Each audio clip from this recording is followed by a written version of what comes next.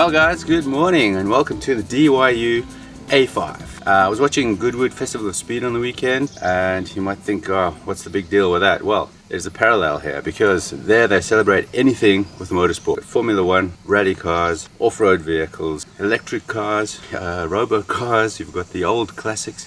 It's such a wide range, there's something for everyone there. And the idea behind that is that every car is made for a purpose. You won't find a Formula One car on an off-road track, and you won't find a 4x4 rally car on a Formula One circuit. Same thing with a bicycle. This one is kind of an urban classic, foldable, compact, small.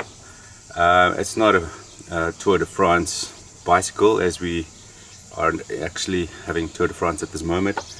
It's supposed to be handy, easy to use, and also it's electric, which is quite cool. You might be wondering, why is it here with us with this car? Well, there's a reason for that as well. This is nice and compact, fits in the car, which is not very easy to do with a full-size bike.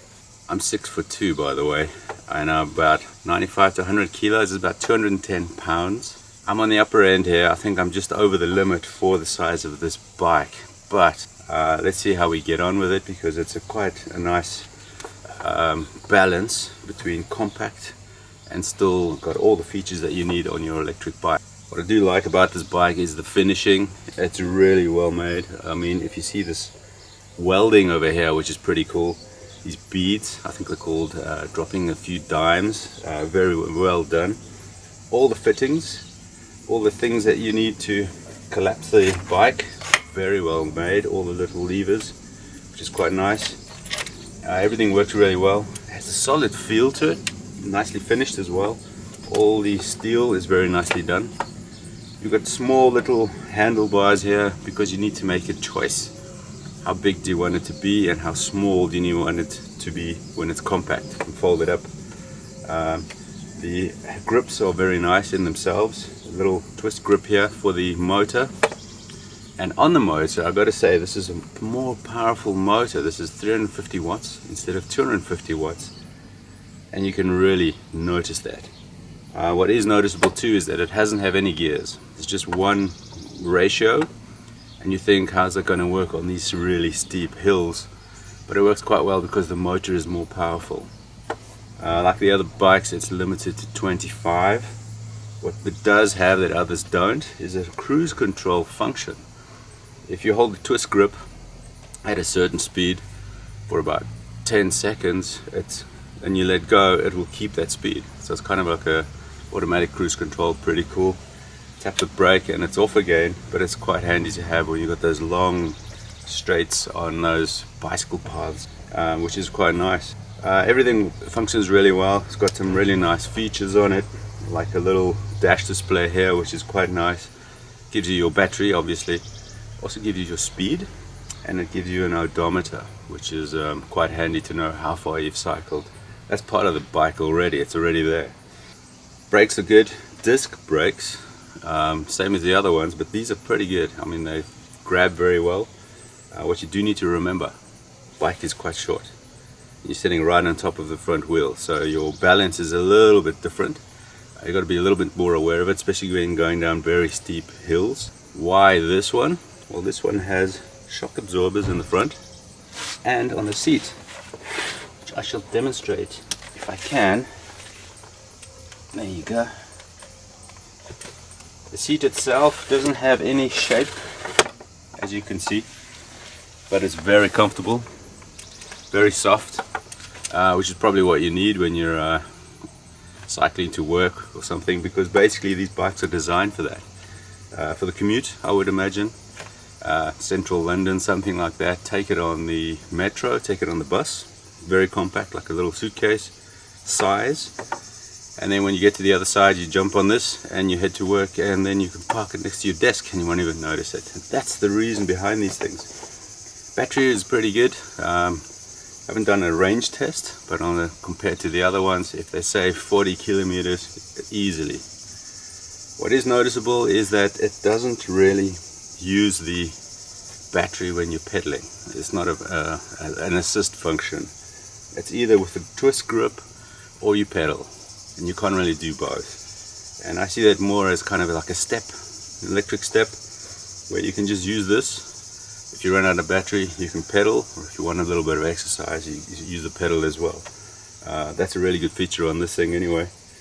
As I said, it's very well made. Quality's there, which is what you need as well. One thing I don't really get is this little seat here. It's pretty comfy. It's quite nice to sit on, but who's going to sit on here? Where are your legs going to go? Unless you want to sit back here and pedal. Try that, I don't know. But it's really cool. Smallest ever kickstand. I mean, that much. Everything is well made though, as I've said before. Battery as well. It's a different form of battery connection. This is basically a little plug here, which is plugged into your bike here instead of prongs on the bottom. I don't know if that's easier or cheaper to make. Battery seems to be similar. So we do have a key here, but that key is not to operate the bicycle, not to switch on the battery.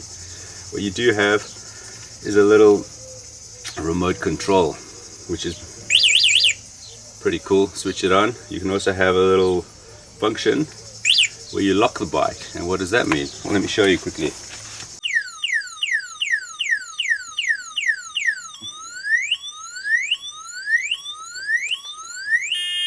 Pretty funky, don't you think? A little bit of an anti-theft device. Also blocks the rear wheel a little bit, so you can't pedal that fast. And yeah, a couple of sirens going off. Always is a bit of a deterrent. You do need this to switch the battery on and off, which is like a key. Do like the design, which is quite nice. You can have different designs. Obviously, you got the A1F as well, and the C3, a little bit different. This is quite nice. We've got nice little red accents on the tires, on the wheels. Got a nice little headlight there, little red accent there. This is very well done. Obviously you can adjust everything you need. As I said, I'm 6'2". I'm at the outer limit of the size average for this, but it seems to be okay. Weight wise, not a problem. This thing can do about 150 kilos. So that means two of you can get on here if you can fit, which is not bad. So there you have it, guys. There's the DYU A5. Pretty nice little bike. The quality is there, which is the important part.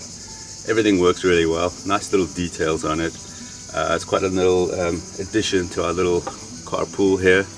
And as I said, it fits in the back of the Landy easy. So if you're parked up somewhere with your roof tent, everything's deployed, you can't move the car very easily. Jump on this, head to town, get some supplies. Yeah, I want to recommend it. It's a really funky looking thing.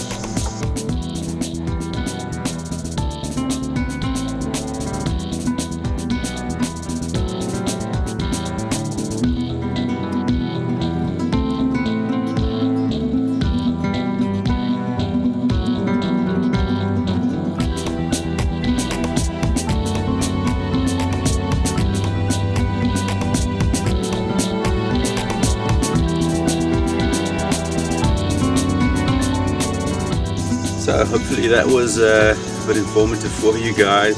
If you're out there looking for a little electric bike, think of this one.